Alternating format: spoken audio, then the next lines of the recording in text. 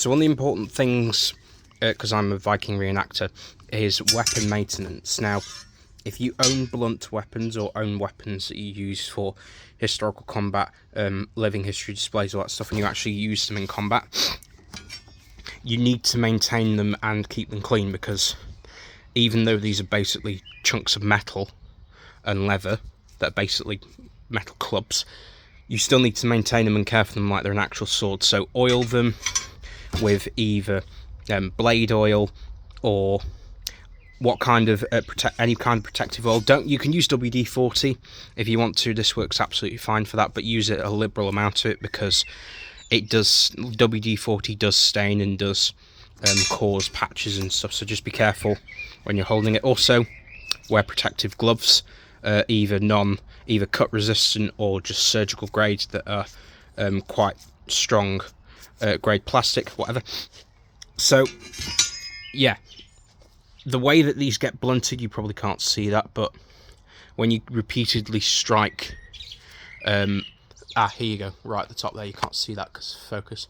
Yeah, you'd see right at the top there, these blades, dull blades get chipped and scratched and knackered, like here. There's a B, sorry. Yeah, you can just about see that. And over time, if you leave them be and you run your fingers along the edges, you will get metal splinters. And trust me, metal splinters are not nice, you don't want them. And it's the same not only for swords, but for axes, for spearheads, for Dane axe heads, for long knives, for short knives, lang axes, scrammus axes, all sorts. So same thing on the axe. You can see, wrong angle, you can see the chips in the metal, and this blade was already worn anyway, and you can notice that I've cut this back with an angle grinder. Well, my dad actually did that for me, just to reduce the weight, because this axe was pretty weighty when I had it. But yeah, that's what you want to do with your weapons. Cut the glove already, that's good. And what you want to use, you can use a file for this, a low grade file, and just go along the edges of the blade very slowly, or you can do the cheap and easy option, which is what I use, and use sandpaper. Now, I've used all types of sandpaper before. I've used 120 grain, I've used 160 grade, but I use currently using 60 grade sandpaper, which is a happy medium. It's quite an abrasive grit sandpaper. Basically, it's not like really hard abrasive, but it's quite abrasive and quite hard. And for those of you who don't know, with sandpaper grit, the lower the grit, the less, because sandpaper is literally what it says on the tin. It's paper that has sand on it.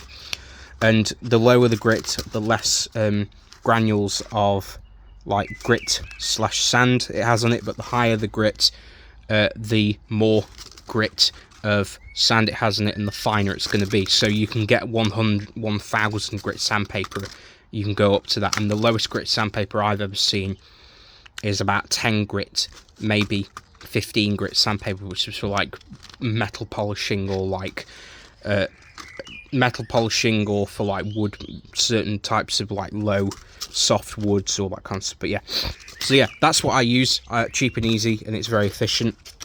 So if you do historical reenactment, living history, combat, all that sort of stuff, and you maintain and keep your weapons nice, do that. Also, if you have leather grips, if you want to stain your grips, do that, or you can just use beeswax or leather polish to keep the leather from drying and from getting